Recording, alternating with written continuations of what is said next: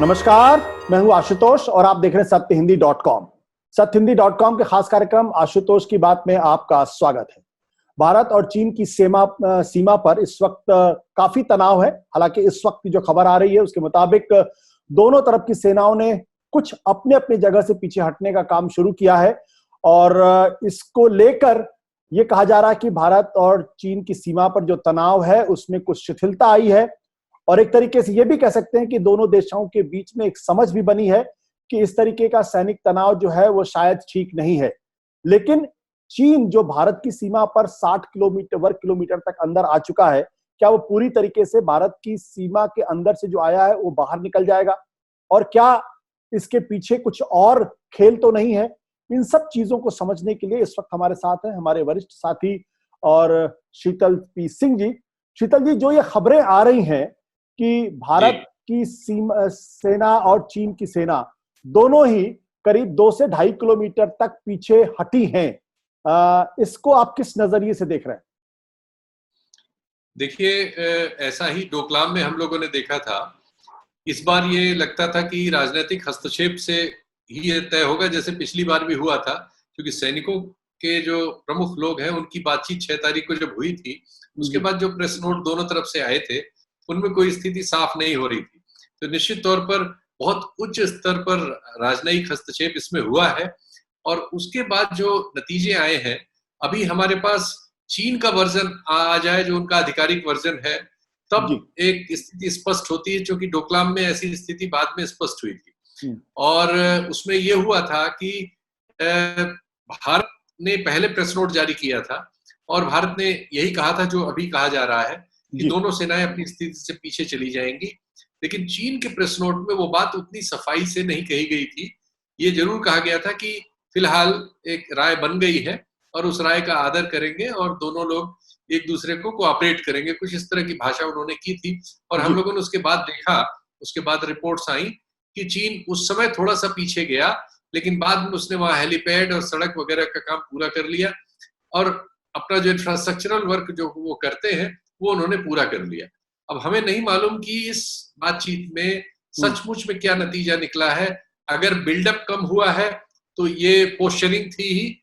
हमें लगता था कि ये आखिर में यही समझौता होगा कि जो बिल्डअप है, कोई लड़ाई नहीं होने जा रही है, लेकिन जो बिल्डअप है वो जरूर बाद में तय होके कम होगा। ये तो एक चीज है, लेकिन दूसरी जो चीज है, हम उनसे क्या मांग रहे थे और वो हमसे क्या मांग रहे थे, वो बात करना बहुत जरूरी है। बिल्कुल, वो हमसे ये मांग रहे हैं। हाँ जी शीतल जी, यानी आप अभी जो बुनियादी खबर आई है सोर्सेज के हवाले से, इसके आधार पर आप किसी अंतिम निष्कर्ष पर नहीं पहुंचना चाहते हैं कि दरअसल जो जानकारी दी जा रही है सोर्सेज के हवाले से कि चीन 2 से 2.5 किलोमीटर पीछे चला गया है और भारत भी पीछे चला गया है, इसको अभी आप पिंच ऑफ सॉल्ट के साथ देख रहे हैं? नहीं, क्योंकि हमें बहुत सावधानी से इनको देखना होगा। हमारे पास एक पिछला अनुभव भी 2017 का ही है, कोई बहुत पुराना अनुभव नहीं है वो। उसके बाद क्या हुआ है कि आपके यहाँ 9 मई को, अब डोकलाम तो छोड़ दीजिए, सिक्किम के बॉर्डर पर जो बॉर्डर है अपना, वहां आके चीनी सैनिक आपके बॉर्डर में आपके अंदर आ गए थे और आपके वहां करीब 150 सैनिकों को उन्होंने घायल कर दिया था। आपके 75 से ज्यादा सैनिक हॉस्पिटलाइज हुए थे। तो ये सब ठीक है, हाथ पैर से ही वहां झगड़ा हुआ, पत्थरबाजी हुई, कोई गोली नहीं चली। ये एक अच्छी बात है इस सीमा पर कि गोली नहीं चलती। अभी तक जो भी विवाद है वो हल्के फुल्के फिजिकल धक्का मुक्की तक ही सीमित है। लेकिन ऐसा हुआ ना, अब डोकलाम में लड़ाई नहीं हो रही, अब डोकलाम में झगड़ा नहीं हो रहा, अब झगड़ा उसके आगे हो रहा है, सिक्किम की सीमा तक चला आया। तो अगर आज जो कुछ यहाँ हुआ है, जो बताया जा रहा है अभी, और इसके 2 महीने 4 महीने बाद या 1 महीने बाद या 15 दिन बाद आपके पास खबर ये आती है कि जो दौलत बाग ओल्डी के लिए हमारी सड़क जा रही है, चीन का निशाना उस सड़क पर कोई काम करना या सैनिक साथ जो सामान ले जाना या उस सड़क को प्रॉपर करना से रोकना है। चीन का लक्ष्य ये उनके अखबारों में स्पष्ट है। तो अगर भारत ने ये कंसीड कर लिया है तो चीन अपने लक्ष्य में कामयाब हो गया। वरना उस बर्फीले इलाके पर कब्जा बढ़ाना ये तो उसका लक्ष्य नहीं था। उसका लक्ष्य तो था हमें पुश करके हासिल करना। जो उसका लक्ष्य ये था कि हम दौलत बेग ओल्डी नाम के हवाई अड्डे का, जो इस पठार में है लद्दाख में, उसका इस्तेमाल न कर पाए। अब ये देखेंगे आने वाले दिनों में इसके डिटेल्स क्या आते हैं। जी, वैसे अभी जो जो बुनियादी जानकारी मिल रही है उसमें अभी ये बिल्कुल स्पष्टता नहीं कि दरअसल कहां से किस इलाके में कितना आगे पीछे हुआ गया है। और जो जी, जी, पूरी जो जो खबर है वो खबर इस लिहाज से है कि चीन ने पिछले 1 अप्रैल के बाद से कम 3 ऐसे इलाके जहां पे स्पष्ट तौर पर उन्होंने घुसपैठ की है। एक तो जो है जी, पेंगोंग शो का इलाका है जहां कहा जा रहा है कि 8 जी, किलोमीटर तक अंदर चले आए हैं, और उन्होंने जी, जी, फिंगर 4 से लेकर फिंगर 8 तक जो भारत का इलाका था उसको अपने कब्जे में ले लिया है। फिर ये कहा जा जी, रहा था कि गैलवान घाटी में वो चोटी पर पहुंच गए हैं और वहां से जो है वो दौलत बेग ओल्डी है उस करीब 1.5 किलोमीटर की दूरी पर है। तीसरा जो हॉट स्प्रिंग के बारे में कहा जा रहा था कि उन्होंने दरअसल काराकोरम का जो पास है एक तरीके से उसको रोक दिया है। तो जी, अब सवाल ये उठता है कि अगर वो जो पेंगोंग शो है अगर वो वापस जी, फिंगर 4 तक पहुंच जाते हैं और वो जो 40 वर्ग किलोमीटर का इलाका है अगर वो पूरी तरीके से खाली कर देते हैं तब तो माना जाएगा करेक्ट। एक तरीके से ये सफलता होगी या कामयाबी होगी। आपने बिल्कुल सही पकड़ा और सही कहा। जी। अगर वो 60 किलोमीटर लेते हैं और 2-2.5 किलोमीटर छोड़ देते हैं, हम्म तो इसका हमारे लिए क्या मतलब होना चाहिए? हम्म हम्म हम्म क्योंकि जहां तक जनरल पनाग ने जो कहा, अजय शुक्ला ने जो लिखा, हम्म जो हमारे और दूसरे जनरलों ने कहा, उससे ये सही है कि 8 पॉइंट नंबर 8 और पॉइंट नंबर 4 के हम्म बीच का जो इलाका है और जो गैलवा घाटी है, हम्म ये सब मिला के करीब 50-60 किलोमीटर का टोटल रकबा होता है। हम्म अब इसमें उन्होंने कितना छोड़ा है, कितना पकड़ा है, ये जब डिटेल्स और साफ-साफ आएंगे। अभी तो कोई जनरल लिख रहे हैं लोग, हम्म वो भी हम्म पीछे चले गए, हम भी पीछे चले गए। हम्म तो हम तो आगे गए नहीं थे, अगर हम यहाँ से भी पीछे चले गए, हम्म तो हमने तो मतलब हम 2 पे आ गए होंगे। हम्म हमने पॉइंट 4 छोड़ के 2 पे अपने को कर लिया होगा। और वो 8 से 4 पे आ गए थे, अगर थोड़ा पॉइंट घटे हैं, 4.5 पे रह गए या 5 पे भी चले गए मान लीजिए वो, हम्म। तो वो तो गेनर है इस सिचुएशन में ना। तो हमें बिल्कुल। ये सारे डिटेल्स जब तक नहीं मिलते तब तक हमें ये पता नहीं लगेगा। दूसरे, हम्म उन्होंने गैल्बा घाटी में जो पानी का बहाव था, हम्म वो तो ये मित्रा ने भी एक्सेप्ट किया था कल सुबह तक कि वो उन्होंने रोक दिया था। हम्म वो उन्होंने छोड़ा कि नहीं छोड़ा। हम्म। 2-3 चीजें हैं उसमें जिनको हमें समझना पड़ेगा। बिल्कुल। अब जाहिर सी बात है हम लोगों को पूरा इंतजार करना पड़ेगा जब तक पूरी डिटेलिंग नहीं जी, हुई। लेकिन इस खबर में एक चीज और आई है, वो ये है और जी, इस बात का हिंट है कि ये निगोशिएशंस या डिप्लोमेटिक जो एंगेजमेंट है ये लंबा चलने वाला है। ये भी कहा जा रहा जी, है कि बुधवार को भी एक मीटिंग होने वाली है। जो पिछली मीटिंग हुई थी 6 तारीख को, उसके बाद एक और मीटिंग होने वाली है और ये मीटिंग हॉट जी, स्प्रिंग के आसपास होने वाली है। यानी ठीक, गैलवान पे बात होगी, हॉट स्प्रिंग पे बात होगी, फिर उसके अलावा आपके पेंगोंग शो के ऊपर बातचीत होगी। तो जी, जाहिर सी जी, बात हमें आपको डिटेल का इंतजार करना पड़ेगा। लेकिन अभी मैं जी, जी, ग्लोबल टाइम्स को पढ़ रहा था और ग्लोबल टाइम्स ने बिल्कुल स्पष्ट तौर पर लिखा हुआ है, जो कि एक तरीके से चाइनीज गवर्नमेंट का मुखपत्र है। उसने मुखपत्र है। उसने तीन चार चार चीजें बड़ी स्पष्ट तौर पे कही। एक तो उसने कहा है कि भारत जो है वो अमेरिका का इस्तेमाल कर रहा है चीन की बढ़ती हुई ताकत को रोकने के लिए। दूसरा वो कह रहा है ठीक, कि अमेरिका भारत का इस्तेमाल कर रहा है इंडियन पैसिफिक जोन में चीन को रोकने के लिए। तीसरा वो कह रहा है कि ठीक, जब से मोदी जी आए हैं उसके बाद से जो 2019 के बाद से जो भारत के एटीट्यूड में बदलाव आया है। और चौथा बिल्कुल स्पष्ट तरीके से उसने ये कहा है कि ये जो टॉप की लीडरशिप है उसके लेवल पे बातचीत करने से ही समस्या का समाधान होगा। अब मेरा सवाल ठीक। आपसे ये है कि क्या ये पूरा का पूरा मसला जो भारत जो मोदी जी ने हाउडी मोदी किया या नमस्ते ट्रंप किया, क्या ये उसका परिफलन है? देखिए, 3-4 चीजें हुई हैं हम्म और उनमें एक तो ये कोरोना के मामले पे जो एक ऑस्ट्रेलिया ने इनिशिएट किया था, हम्म भारत उसमें शामिल हुआ था। हम्म चीन ने उसको बहुत ऑफेंस से लिया है। हम्म चीन ने सिर्फ भारत के मामले में ऐसा नहीं किया, उन्होंने ऑस्ट्रेलिया को बहुत टारगेट पे लिया हुआ है। हम्म उन्होंने अपने लोगों को ऑस्ट्रेलिया जाने से हैरस करना शुरू कर दिया है। हम्म उन्होंने उनके यहाँ से बहुत बड़े विद्यार्थियों का तबका ऑस्ट्रेलिया पढ़ने जाता था, हम्म वो पूरा प्रेस कर रहे हैं कि जो गए हैं वो अगर दूसरी यूनिवर्सिटीज में यूरोप में दाखिला ले सकते हैं तो चाइना गवर्नमेंट उसमें सपोर्ट करेगी। जी। वो ऑस्ट्रेलियन टूरिज्म को पूरी तरह से तहस नहस कर देना चाहते हैं, क्योंकि ऑस्ट्रेलिया में जो टूरिस्ट आते हैं उसका करीब 35 से 40% चीन से जा रहा था इधर। वो हम्म उसको घटा के 10 से 15% पे ले आना चाहते हैं। तो वो उन्होंने 3-4 सेक्टर पकड़े हैं ऑस्ट्रेलिया से। उनका जो भी कारोबार है उसमें नीचे के 3-4 बहुत बड़े वाले नहीं पकड़ रहे, जैसे आयरन और उनका सबसे बड़ा एक्सपोर्ट है, उसको नहीं पकड़ा उन्होंने। लेकिन नीचे के 2-3 छोटे, एक छोटा झटका वो 10-15% का उनको आर्थिक रूप से देने पे जा रहे हैं। तो इस तरह से वो एक से नहीं, वो 5-6 जगहों पर अपनी मसल्स फ्लेक्स कर रहे हैं, जिसमें से एक भारत भी शामिल है।